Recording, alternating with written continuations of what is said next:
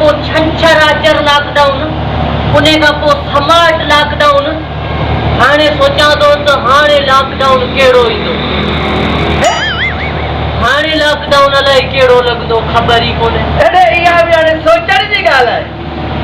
उथो उथो उथो उथो।